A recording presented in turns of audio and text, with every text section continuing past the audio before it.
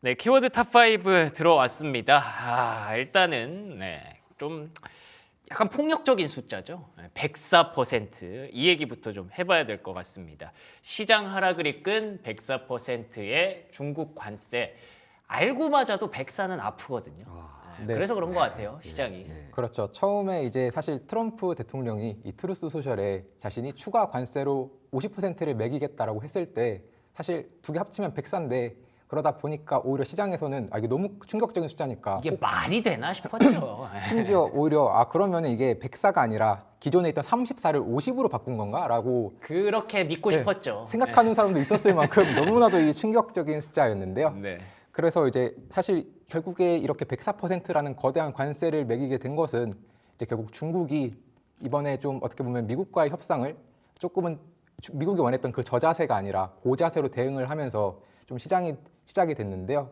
특히나 이제 앞으로 이제 계속해서 중국도 지금 현재 추가적으로 어떤 식으로 대응할지 모르는 이 불확실성에 또다시 놓여지게 되다 보니까 만약에 미국이 104%의 중국 관세를 매겼는데 또 중국도 미국에게 뭐 104까지는 아니더라도 그럴 수도 있죠. 네, 뭐 유사한 수준을 정말로 매기게 된다면 증시는 더욱더 혼란에 빠질 수 있다 보니 지금 현재 이제 불확실성이 커지고 그와 함께 이제 주가가 많이 하락을 하는데 특히 이번 이 104%와 관련해서 함께 좀 살펴볼 것 중에 하나가 그 뒤에 있을 이제 USTR 미국 대표부 무역 대표부에서 상원에 가서 청문회를 했는데요. 그 청문회 발언이 조금 더 어떻게 보면 시장의 하락을 크게 미칠 만큼의 영향을 주었습니다. 어떤 내용이었나요? 네, 첫 번째로는 이제 무역 대표부 장관이 이제 결과적으로 했던 말이 트럼프는 단기적으로 관세를 면제해줄 의향이 없다. 없다는 것을 명확하게 자신에게 말했다라고 이 상원에서 청문회에서 발언을 함에 따라 원래 이 장 초반만 해도 사실 증시가 좀 좋았지 않습니까? 좋았죠. 예. 좋았다가 이제 어떻게 보면 선강후약 약간 이렇게 바로 좀 말씀을 드릴 수도 있을 것 같은데 이렇게 좀 증시가 안 좋았던 결국 가장 큰 이유 중에 하나가 이 USTR의 발언이었다라고 말씀을 드릴 수 있겠고요. 특히나 이때 이 USTR의 그리어는 결과적으로 대통령이 단순히 뭐 관세를 면제를 원하지 않는다는 것뿐만 아니라 이 스위스 치즈라는 이 예시를 들면서 이 스위스 치즈가 구멍이 뽕뽕뽕뽕 뚫려 있는데 그래요? 네, 이렇게 자신들이 만약에 몇몇 사람들에게 관세를 면제해 주게 되면은 결국에 자신들이 원하는 걸 얻을 수 없다. 구멍이 너무 많이 뚫린다. 네. 그래서 결과적으로 관세에 대해서 굉장히 좀 부정적이었고 특히나 시장에 공포와 불확실성을 주었던 발언이 있는데요. 미국의 제조업을 다시 불러일으키는 과정에서 일부 기업들은 어느 정도의 고통을 받을 수밖에 없다. 고통이 필요하다라고 이 네세서리라는 단어를 씀으로써 좀 확실히 시장에서는 이제 좀 어떻게 보면 불확실성과 공포가 계속해서 커지면서 이렇게 부정적인 영향을 미치고 있습니다. 그 104%는 이미 어제 낮에도 알았던 숫자 아닙니까? 그렇긴 하죠. 근데 시장이 분명히 올랐잖아요. 그 트럼프가 중국이 간절하게 원한다는 그 멘트 때 올라간 건데 그러니까 들어보니까는 지금 전혀 아닌데 우리가 좀 오해한 걸 수도 있고 아니면 보도가 잘못 나올 수도 있고. 근데 약간의 그런 내용이 확 나와주면서 약간 우리의 마음을 진짜 홀렸다가 빠뜨리는 거기 때문에 되게 뒤끝이 안 좋은. 예. 근데 트럼프는 어차피 이제 깎아줄 마음이 없군요. 네, 그렇죠. 다 단기적으로는 확실히 좀 없을 것 같은데요. 하지만 이렇게 또 힘들 때 사실 베센트가 했던 그 발언 있지 않습니까? 관세도 결국 얼음처럼 녹아내릴 것이다. 아니 근데 베센트 말도 못 믿겠는 게 상호관세 발표할 때 이게 맥시멈이라고 했어요. 상한선. 예. 그 맥시멈이 지금 34였는데 104가 돼 버렸는데 이걸 어떻게 믿습니까? 못 믿죠. 확실히 그 부분 때문에 좀 점점 더 이제 사실 한 국가의 재무부 장관이면은 그러니까요. 그 말이 가지고 있는 힘이라는 게 그 신뢰성이 굉장히 높아야 되는데 너무 지금 그것 때문에 낮아졌다는 점에서 확실히 시장이 그러다 보니 더더욱 더 이제 불확실성을 크게 느끼는 것이 아닌가. 그리고 이번에 추가적으로 말씀을 드릴 것 중에 하나가 그러면 이제 협상을 시작하게 될 텐데 협상 시간표가 있느냐라는 이 상원의 질문이 있었습니다. 근데 시간표가 없다. 우리는 그러니까 원하는 결과를 결국 나올 때까지 관세가 이제 결국 1시간 뒤에 발효가 되면은 그것이 쭉 이어질 것이다라는 것이 좀 생각이 되면서 결과적으로는 증시에 또 다른 악재로 남게 되었습니다. 그러니까 이런 걸 볼 때마다 느끼는 게 수습할 생각을 1도 안 해요. 1도 안 하고 그냥 다 질러 놓는 거예요. 왜냐? 미국은 강하니까 미국이 이렇게 하면 알아서 다 기겠지. 근데 그렇죠. 아무도 안 기고 있어요, 지금. 뭐 일부 이제 동맹국들, 혈맹국들이 이제 뭐 연락도 하고 날아가고 이렇게 한다고 하지만 진짜 목표인 중국과 중국의 밸류체인들은 그냥 가만히 있으니까 이들이 계속 언제까지 가야 되는 거지? 언제까지 가야 되는 거지? 하면서 더 약간 뇌절에 뇌절을 거듭하는 그런 상황인 것 같고 진짜 부사장님 말씀대로 둘이 만나지 않는 이상 이거 안 되는 것 같아요. 둘이 만나도 아마 서명하지면 안 된다는 말이 있어갖고 이제 만나도 안 될 것 같고 전화 통화도 안 될 것 같아요. 그래요? 왜냐면 이분이 항상 얘기할 때 네. 결과는 좋았다고 하는 분인데 예. 실제 상대방 물어보면 아주 나빴다 얘기하거든요. 그러니까 그래요? 싸우고 좋게 얘기하다 분이다 보니까 네. 저도 믿을 게 없고 직접 만나서 사인까지 한 다음에 보면 믿겠다라고 좀 보는 게 낫지 않을까 생각 들고 야 트럼프가 이렇게 미룰 때가 있었습니까? 너무 미운데요? 그러게요.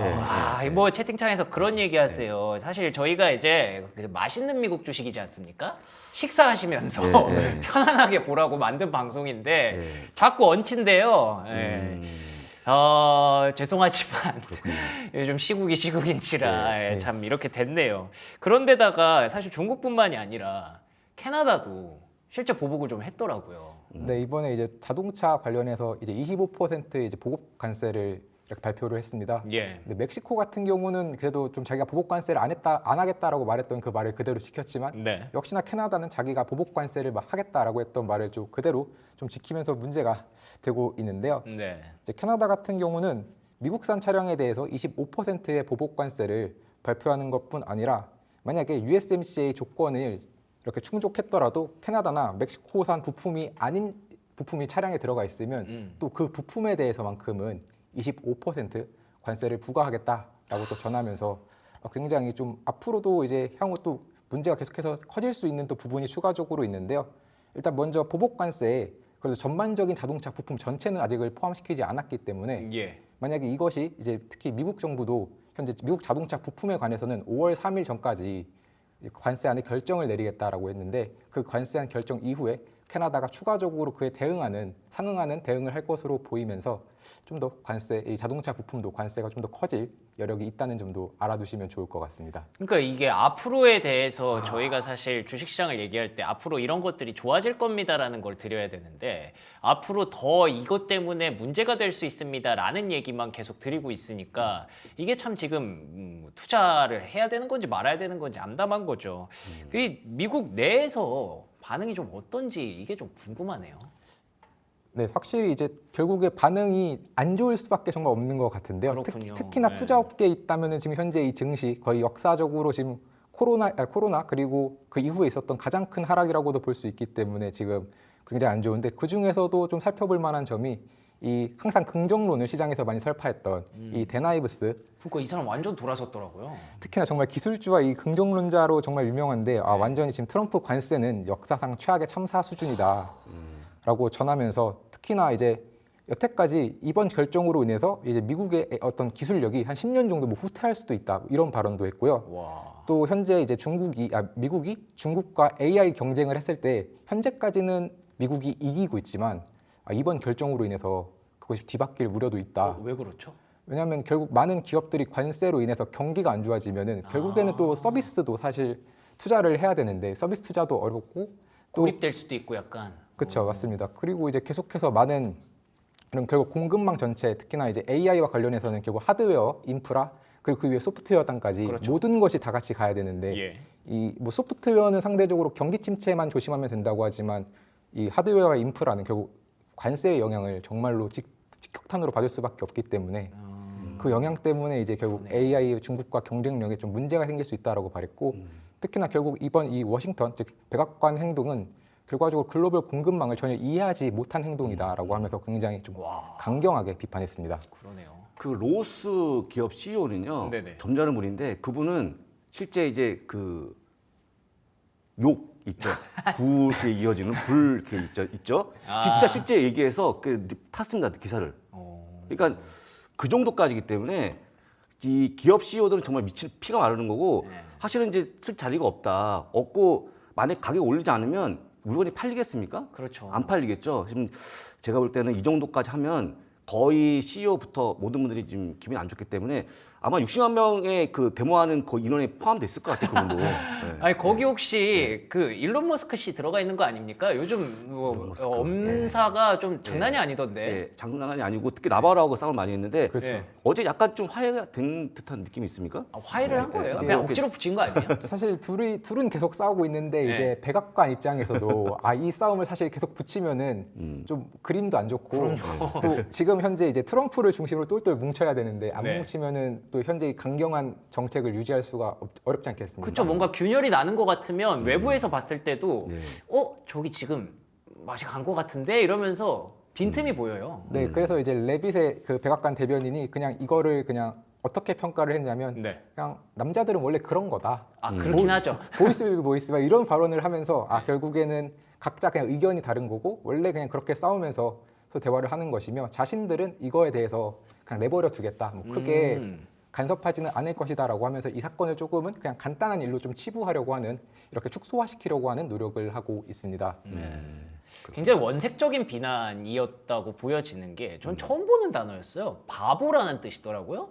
나바로는 바보다. 뭘 보였나요? 뭘로였나? 모란 하여튼. 약간 그런 단어였는데 사실 네. 저도 굉장히 좀 처음 봤던 단어였을 만큼 네, 맞아요. 굉장히 특색 있는 정말로 미국에서 사시는 분 아니면 아마 예, 들어볼 모를 일 거예요. 없지 않았을까. 진짜 화가 많이 났구나라는 생각이 들어서 이 내부적으로 어쨌든 균열이 생기는 걸 자꾸 이 머스크가 보여주는 걸 트럼프 입장에서 솔직히 달가워하지 않을 것 같거든요. 그래서 완전히 그냥 선을 그으려고 하는 건지 아니면 이것 또한 트럼프의 어떤 큰 그림 속에 있는 뭔가 좀 보여주기인지 진짜 알다가도 모르겠고 모르다가도 알겠고 어렵습니다. 그래서 다시 처음으로 돌아가서 지금 뭔가 액션을 취하기가 너무 어려워진 그런 상황이라고 봐야겠죠. 자, 그러면 두 번째 키워드로 이어가도록 하겠습니다. 두 번째는 역시나 뭐 미국 내에서의 반응이 좋지 못하다라는 것이 보여지는 게 뱅크 오브 아메리카가 S&P 500의 전망치를 5,600으로 하향했습니다. 5,000을 지금 하회한 상황에서 5,600 더 내려와야 되는 거 아닌가 그런 생각도 들기는 하는데 이게 하향을 했다는 건 상단을 낮췄다는 그런 뜻이겠죠. 그렇죠. 네. 지금 보면 EPS가 기존에 270 봤는데 지금 250밖에 안 보거든요. 예. 많이 내려가는 모습 보여주고 있고 아마 조만간 240대를 보게 되면 한 번 더 내리지 않을까 생각하는 거니까 지금 EPS 빠지기 너무 급하게 빠지고 있고 제가 볼 때는 이렇게 빠르게 빠진 것도 오랜만에 보는 표거든요. 예. 그래서 아마 조만간 앞 하자가 보이지 않을까 아이고. 한번 생각해 보겠습니다. 그러니까 이게 사실 1년에 한 번 바꿀까 말까 한 그런 그렇죠, 전망인데 그렇죠. 지금 불과 4월 초예요. 4월 초인데 이 바뀌었다는 거 몇 번을 보는지 모르겠어요. 그렇죠. 저희가. 제가 여기서 이 방송 이 자리에서 한 7일 전에 얘기한 게 4천대 얘기했는데 네. 그거 들으신 분들이 당황했겠지만 지금 4천을 왔고요. 네, 맞아요. 제가 볼 때는 4,800, 900도 얼마 안 남았거든요. 그렇죠. 맞습니다. 그래서 지금은 아까 얘기했지만 뭔가 예상이 안 되는 시기니까 그냥 예상하지 마시고 그냥 가만히 있는 게 아니니까 그냥 가만히 있으면 다시 되지 않을까 싶고 지금은 장을 안 보는 게 가장 좋은 방법이다라고 말씀드립니다. 네, 그리고 이번에 이 뱅크 오브 아메리카가 목표가를 제시한 거에서 좀 특히 주요하게 살펴볼 점 중에 하나가 사실 이 목표 범위가 보시면 굉장히 특이합니다. 그 4천부터 7천이라고 네. 쟀는데 사실 이 4천에서 7천이라는 거는 그냥 아무데나 놔도 사실은 다 이 안에 들어가지 않겠습니까? 그렇죠. 근데 사실 어떻게 보면 결국에 왜 이 전략가가 결국 이 목표 범위를 4천에서 7천으로 잡았냐면은 그만큼 현재 증시가 굉장히 불확실하다라는 의미가 있습니다. 그래서 그러네요. 7천은 결국에 이 트럼프의 관세 문제가 해결되면서 그 전에 있었던 이 AI와 관련된 모멘텀이 증가하게 되면 7천으로 가는 것이고 네. 반대로 결국 이 관세 문제 해결되지 않고 끝까지 연말까지 지속하게 되면은 오히려 더 심해지게 되면은 4천까지도 내려갈 수 있다. 그래서 어떻게 보면 이 뱅크 오브 아메리카의 함의는 결국 트럼프에게 굉장히 많은 증시의 방향성이 달려 있다라는 것을 좀 확인해 주실 수 있겠고요. 그렇지만 이제 그래도 결국에 뱅크 오브 아메리카가 이렇게 불확실한 시장에서 네. 그래도 해야 될 것은 이제 장기 투자가 중요하다. 그래서 함부로 좀 주식을 팔지 않았으면 좋겠다라고 발언을 했습니다.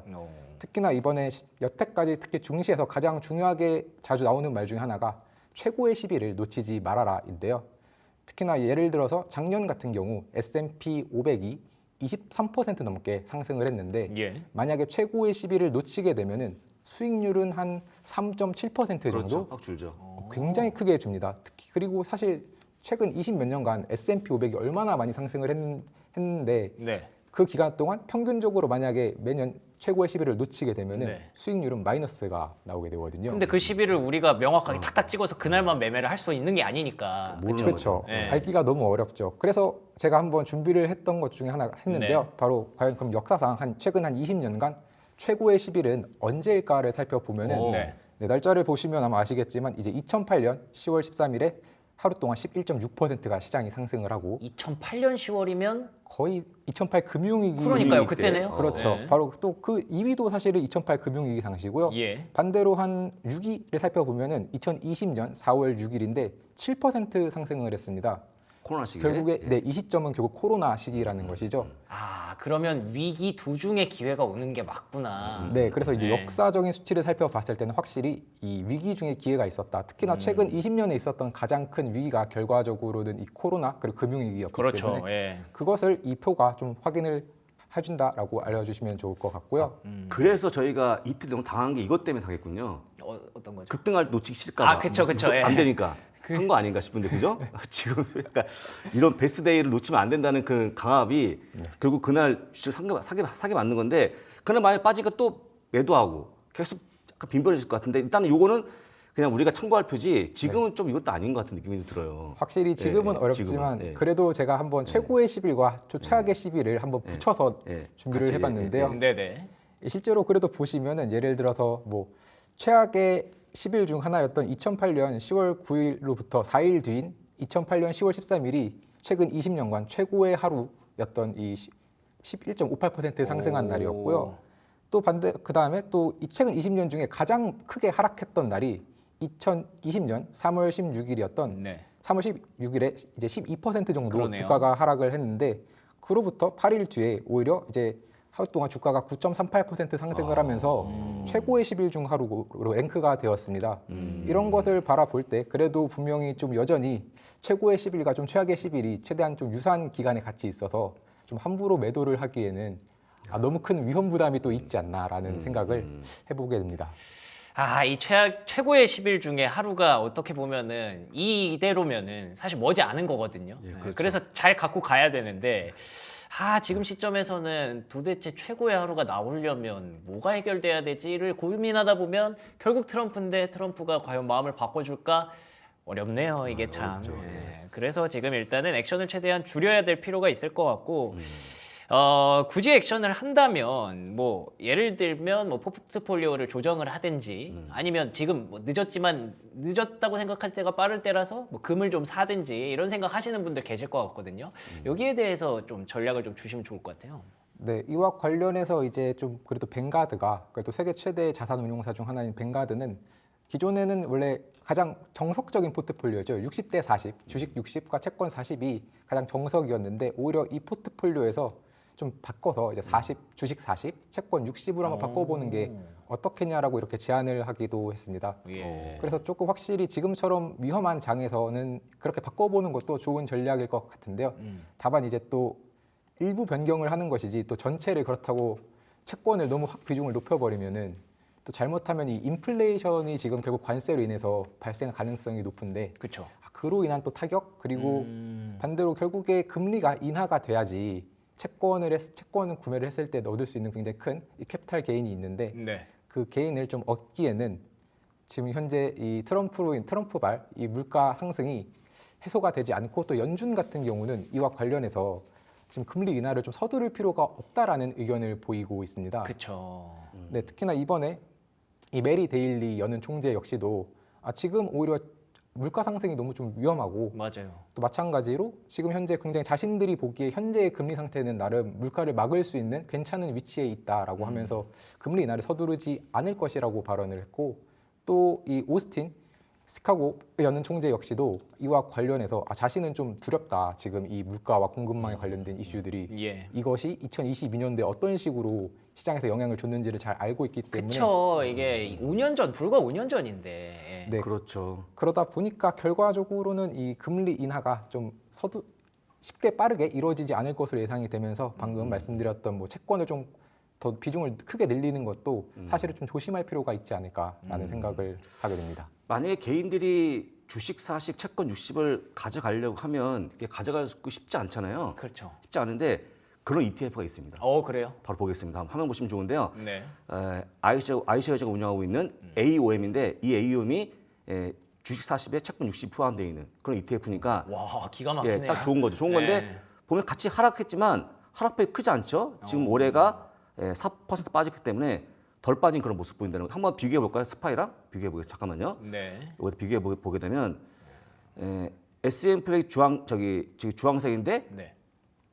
훨씬 덜 빠진 그런 모습 보이지 않습니까? 그러네요. 이 파란색이. 그래서 일단은 약간 방어적일 때 보시면 좋고 그렇게 얘기해도 아마 우리 개인분들이 갑자기 채권이 들어가 있는 ETF를 사실까는 잘 모르겠어요. 그렇죠. 이건 잘 모르겠다. 예, 이런 것도 있다는 거 기억하시면 좋을 것 같습니다. 좋습니다. 채권을 사실 산다는 것 자체가 굉장히 큰 결심이 필요하기 때문에 이런 ETF로 사실 한번 살짝 방향을 돌려보시는 것도 좋은 방법이 될 것 같은데 방금 제가 또 말씀드린 부분처럼 금 생각하시는 분들이 있을 것 같아요. 세 번째 키워드 바로 이어가면요.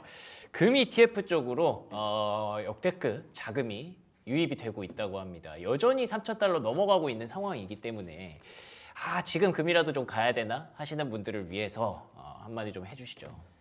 네, 이번에 이제 세계 금협회에서 또 금이 거의 지난 1분기에 2022년 러우 전쟁 이후에 가장 많은 금 자금 유입이 있었는데요. 네. 특히나 월별 자금 유입 정도 수준을 보면은 확실히 이 표를 보면 알 수 있는 게 그 전까지 한 2024년 12월까지는 워낙에 시장이 또 좋았다 보니까 금을 조금 일부 팔고 또 주식으로 넘어가려는 사람들도 있었을 만큼 이제 상대적으로 증시에 대한 긍정적인 견해가 많았는데 오히려 트럼프 대통령이 실제로 취임하고 나서부터는 금에 대한 유입이 굉장히 크게 증가하고 있습니다. 특히 이거는 뭐 결국 관세로 인한 물가 상승부터 시작해서 굉장히 많은 요인들로 인해서 지금 금이 거의 지난 1분기 동안 거의 200억 달러가 넘는 자금이 또 유입이 되었는데요.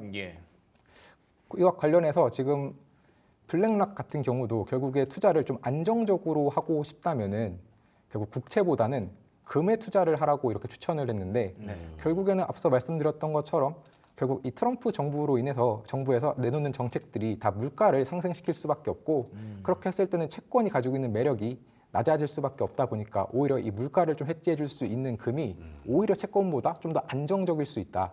이것이 더 안정적인 선택이 될 수 있다라고 이렇게 블랙락은 보았습니다. 그렇군요. 사실 그래서 금도 채권만큼이나 손이 많이 안 가는 그런 상품이기는 하잖아요. 근데 최근에는 확실히 분위기가 많이 달라지긴 한 것 같더라고요. 금에 대해서만큼은. 네, 또 얼마 전에 그 KRX에서 너무 약간 어떻게 보면 김치 프리미엄이라고 부를 만큼 사실 맞아요. 많은 국민들이 금에 좀 투자를 하다 보니까 상대적으로 국내 금 가격이 상승을 했었는데요. 그때 금 없어서 못 판다 그랬었어요. 네, 그만큼 어떻게 보면 이제 국내 투자자 분들도 사실 금이 가지고 있는 매력을 또 많이 알게 되는 것 같습니다. 맞아요. 그렇기 때문에 아마 앞으로도 금 투자는 조금씩 더 증가하지 않을까 라는 생각을 해보게 됩니다. 금이 없잖아요. 근데 두 분은 그렇죠. 없죠. 네, 없습니다. 금이 없어서 좀 안타까운데 제가 보기에는 채권한 군두라우가 4천을 제시했잖아요. 놀랐어요. 그분이 그렇게 하는 분이 아닌데 4천이요? 4,000달러. 금이? 금이.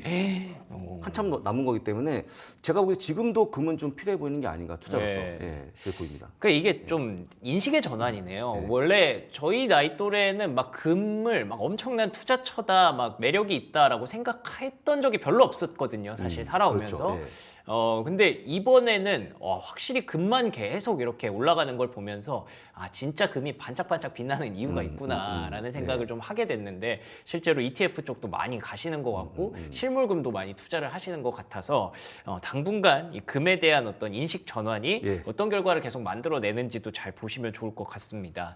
자, 그리고 네 번째 키워드 이어가도록 하겠습니다. 네 번째 키워드는요. 석탄과 관련해서 저희가 좀 얘기를 하게 될 줄 저는 몰랐습니다.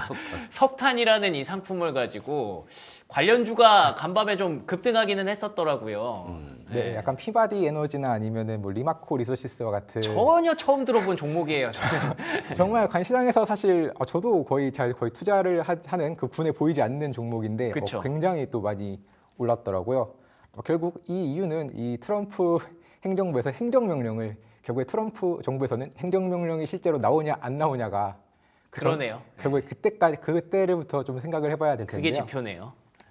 네, 그래서 이번에 이 트럼프 정부의 행정명령 내용을 좀 살펴보면은 석탄과 같은 이 화석 연료 내용을 좀 확대하고 그리고 폐쇄 예정인 이 석탄 발전소나 아니면 원자력 발전소 등을 조금 더 운영을 연기하도록 지시하는 행정명령입니다.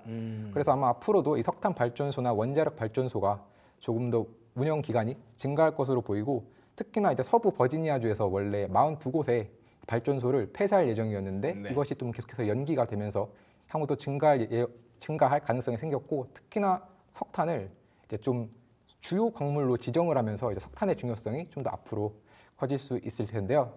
아니 그런 개념이 되게 생소해요. 석탄이라는 거는 사실 제 기준에서는 그냥 발로 채이는 그런 느낌이거든요. 근데 이렇게까지 중요하게 얘기를 해야 된다는 것 자체가 다른 쪽에서 약간 조금 불안해서 이런 것까지 이렇게 하는 건가라는 생각이 드는데 정말 진짜 중요도가 높은 거예요? 어떻게 보세요? 결국에는 이제 수요가 사실 석탄 자체가 엄청 중요한가라고 물었을 때는 이 트럼프 대통령이 기본적으로 워낙 이 전통적인 에너지원을 좀 중시 여기는 그렇긴 하죠. 네, 그것도 있고, 또 결국에 이제 AI 전력 수요가 결국 트럼프 대통령도 지금 관세 때문에 좀 묻히긴 했지만 원래 AI에 관해서만큼은 그렇죠. 좀 약간 진심으로 예. 성장을 시키려고 했었던 모습을 많이 보였기 때문에 결국 이 AI 전력 수요가 거의 매년 8% 이상 증가할 것으로 보이는데, 이 전력 수요를 완벽하게 커버를 하기 위해서 이제 원자력이나 이제 현재 기존에 있던 이런 발전소들을 유지하지 않으면 증가하는 이 전력을 좀 해결하기 어려울 것 같다라는 이런 좀 위기 의식도 일부 포함된 것으로 보입니다. 특히나 이제 에너지부 장관이 결국에 전기 생산을 5에서 10년간 유의미하게 향상시키기 위해서는 지금 있는 발전소들이 폐쇄되면 안 된다라고 말을 했었는데요. 즉 이제 추가적인 증산은 없을 수 있어도 폐쇄는 좀 어렵다는 것이 이번 행정명령의 골자입니다. 그렇군요. 다만 AI 전력 수요에 대한 피크를 찍었기 때문에 약간 뒤늦은 감이 없지 않아 있고, 제가 볼 때는 너무 뜬금없다. 지금은 그쵸. 이제 네. 우리 수많은 기업들이 오히려 비용을 줄이고 있는 상황인데, 약간 느낌상 제가 볼 때는 본인이 좋아하는 한번 얘기한 것 뿐이기 때문에 우리가 기다릴 필요 없는 걸로 좀 네. 보고 있습니다. 저는. 예. 그러게 말입니다. 전력 수요를 뭐 갑자기 석탄으로 이렇게 다 대체할 수도 없을 것 같고요. 어쨌든 그냥 뭐 이런 일이 있었다 정도로 이해하시면 될 것 같고, 마지막 이 얘기가 가장 좀 궁금하실 것 같아요. 항상 또 애플이 오늘이 막차라고 하시는 그런 분도 계시는 걸로 알고 있는데 막차가 자꾸 예. 자꾸 또 오네요. 예. 애플이 2위가 됐죠. 2위가 됐죠. 2위가 네. 됐습니다. 2조 5,900억 달러로 2위가 됐고, 이거 그냥 가만히 있다가 마이크로소프트 1등 된 거 아닙니까? 그러니까요. 뭐 가만히 애플이 예. 죄가 없어요.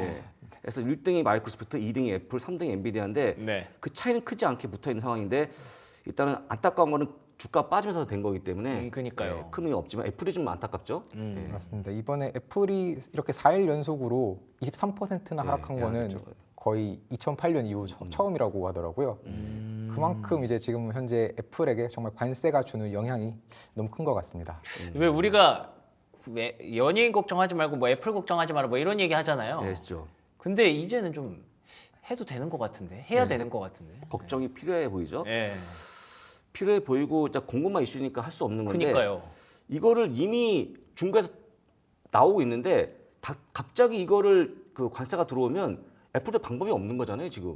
네, 맞습니다. 네. 지금 이거를 좀 해결하기 위해서 애플도 사실 공급망을 뭐 인도에서 좀 일부 제품을 받아오려고 하는 네. 노력도 보이고 있습니다. 특히나 이번에 인도에서 현재 생산될 것으로 추정되는 아이폰 생산량이 한 2,500만 대 정도 되는데요.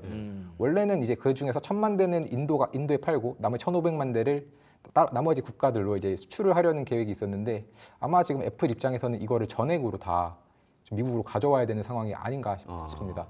만약에 전액 다 가져오게 되면은 그래도 미국 전체 수요의 한 50% 정도는 커버를 할 수 있다라고 지금 예상이 되고 있는데요. 근데 그게 뚝딱 이렇게 한다고 되는 게 아니잖아요. 네, 확실히 그렇죠. 일단은 인도가 과연 중국만큼 그렇게 수요를 좀 좋게 만들어 줄 수 있을지도 사실은 의문이고, 또 일단은 들여온다고 50%를 커버한다고 하더라도 나머지 50%는 결과적으로 104%라는 관세를 맞을 수밖에 없기 때문에, 그렇죠. 그리고 또 인도도 사실 관세가 26%니까 중국에 비하면 정말 낮지만 사실 절대치로 봤을 때는 여전히 높지 않습니까? 그러니까요. 그렇기 때문에 아마 이 애플 계속해서 좀 힘든 이런 상황이 오지 않을까. 그래서 이 결국 관세 어떻게 보면 매그니피션트 7 중에서는 엔비디아와 애플이 지금 가장 큰 타격을 받고 있지 않나라는 생각을 해봅니다. 근데 또 채팅창에서는 애플 1위 밀렸어? 그러면 이제 사야지라고 얘기하시는데 실제로 뱅크 오브 아메리카에서도 그런 얘기가 나왔잖아요.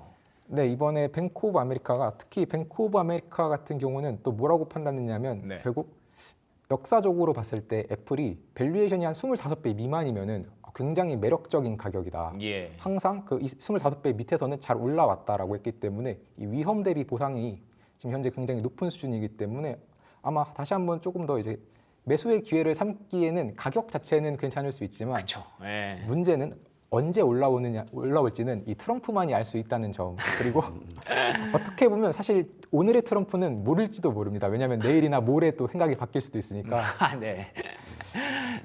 참 안타깝네요. 오늘의 트럼프는 내일 생각이 또 바뀔 수도 있으니 투자를 어떻게 해야 될지 모른다. 그럼 도대체 전 세계에 아는 사람이 0명이네요. 내일 어떻게 될지. 뭐 물론 그게 맞는 말이긴 하지만. 알겠습니다. 아, 참 걱정 얘기하고 이런 얘기 하다 보니까 시간이 참 빠르게 지나갔네요. 저희 그래도 맛있는 미국 주식 찾으러 또 가보도록 하겠습니다.